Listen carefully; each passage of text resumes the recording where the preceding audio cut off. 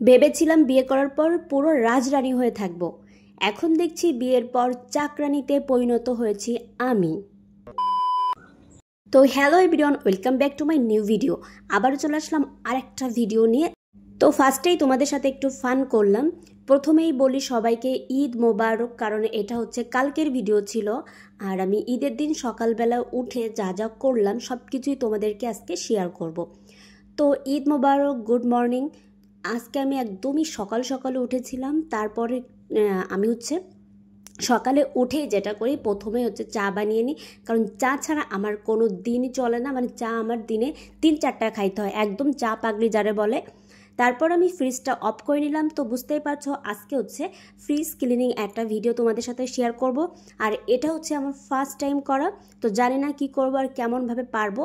তো চলো ট্রাই করি। প্রথমেই আমি ফ্রিজের যে কানেকশন সেটা অফ করে নিয়েছিলাম অনেকক্ষণ আগে। তারপর আমি সব যা যা ছিল সবগুলো আস্তে আস্তে নামিয়ে এখানে রাখছি।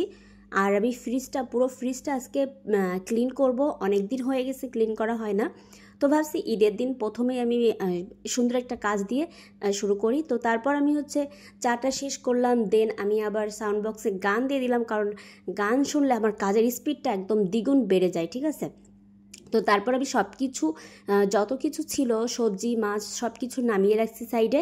দেন আমি আমার যে ফ্রিজের শেলফগুলো সেগুলো খুলে নিছি। এগুলোতে আমি এখন সুন্দর করে আস্তে করে এগুলোকে পরিষ্কার করব। তো দেখো এই যে আমি সুন্দর করে এগুলো ক্লিন করলাম। দেন এটা দেখতে এত চকচকে হয়ে গেছে, মানে হামরি ময়লা হয়নি, বাট তারপর একটা ক্লিনিংয়ের বিষয় আছে না। মানে জিনিসগুলো ক্লিন থাকলে আমার কাছে অনেক ফ্রেশ লাগে, অনেক ভালো লাগে। যে কোনো জিনিস একটু ক্লিন থাকলেই আমার খুব ভালো লাগে। তো আমি এগুলোকে আস্তে আস্তে করে নিচ্ছি। আর এগুলো কিন্তু কাচের। আর আমার একটা খুবই বড় একটা অভ্যাস আছে, যে কোনো জিনিস ধুমধাম হাত থেকে পড়ে যায়, ঠিক আছে। তো সেই হিসাবে আমি খুবই সাবধানে কাজ করতেছি, কারণ এটা যখন তখন আমার হাত থেকে পড়ে যেতে পারে। আর আমার হাত থেকে পড়ে গেলে আমার জামাই আমাকে বার করে দেবে, ঠিক আছে। এত দামি জিনিস পড়ে গেলে এমনিতেই বলে তোমার হাত থেকে সবই পড়ে যায়।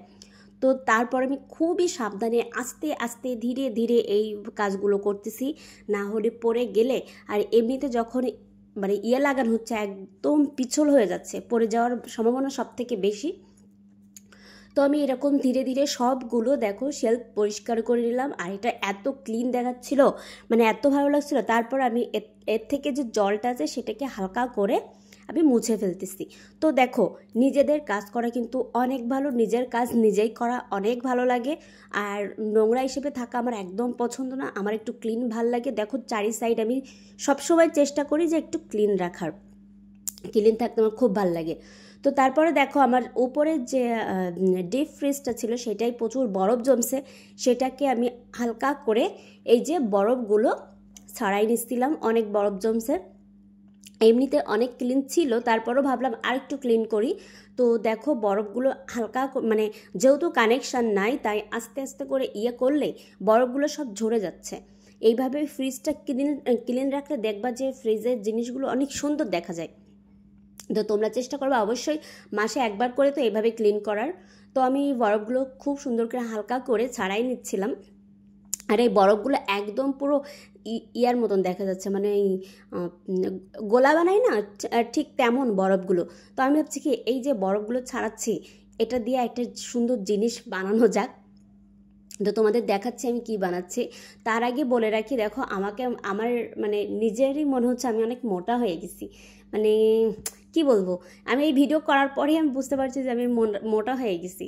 যেহেতু আমার নিজেকে দেখে কখনো মনে হয় না যে আমি মোটা হয়েছি, তো বাট এখন দেখো মনে হচ্ছে মোটা হয়েছে। আসলে এত মোটা কি হয়েছি, তো যাই হোক এখন দেখা যাক।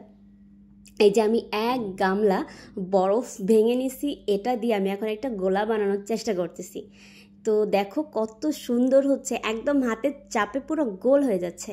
দেখো কত সুন্দর, এত সুন্দর দেখাচ্ছে, মনে হচ্ছে এটা বানিয়ে খেয়ে ফেলি। হ্যাঁ, আর এই যে আমি একটা কালার এখানে হলুদের কালারটা অ্যাড করছি, এত ফাইন দেখাচ্ছে। এখানে রেড কালারের কোনো কিছু অ্যাড করলে আরও সুন্দর দেখাতো। তো যেহেতু এটা খাওয়া যাবে না, এটা খুবই মানে একটু গন্ধ। তো তারপর আমি এই যে সব বরফ ক্লিন করছি, আমি ভরে ভরে 2 গামলা বরফ ফেলছি। তো তারপর আমি একটা কাপড় নিয়ে সুন্দর করে ভিতরে যে অবশিষ্ট যে জলটুকু ছিল সব কিছু আমি বের করে নিচ্ছি। দেন আমি একটা ক্লিনার নিয়ে সুন্দর করে স্প্রে করে দিলাম সব জায়গায় এটাকে স্প্রে করে দিলাম। এইবার শুধু মানে মোছার পালা। তো তারপর আমি হচ্ছে একটা কাপড় দিয়ে, একটা একদম সফট কাপড় দিয়ে এটাকে হালকা করে মুছবো। তো দেখো আমি এখন এটাকে ক্লিন করে নিই।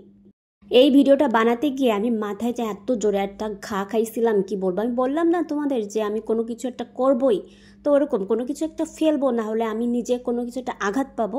তো আমি মাথায় এই যে উপরের ফ্রিজের যে ঢাকনিটা, ওই নিচের থেকে উঠতে যে উপর মাথায় যে এত জোরে একটা আঘাত পাইছিলাম, কি বলবো। তো দেখো কোনো কিছুই কিন্তু সহজ না। তোমরা খুবই চটজলদি ভিডিওটা দেখো, বাট ভিডিওটা শেষ করতে আমার যে কয়েক ঘন্টা লাগছিল। তো যাই হোক, এই যে আমাদের ফ্রিজের আমার একটা জিনিস খুব ভালো লাগে, সেটা হচ্ছে তোমাদেরকে দেখালাম। নিচে আরেকটা শেলফ আছে, সেখানে দুইটা চেম্বার, সেখানে আমরা পেঁয়াজ রসুন রাখি। তো ওইটা কিন্তু ফ্রিজ থেকে আলাদা, মানে ওইটা কোনো কিছু ঠান্ডা হয় না, জাস্ট রাখার জন্য ওই শেলফটা তৈরি করা। এত সুন্দর লাগে, আমার খুব ভালো লাগে যে আলাদাভাবে পেঁয়াজ রসুন যে রান্নাঘরে না রেখে ওখানে সেপারেট করে রাখা যায়, খুবই সুন্দর লাগে।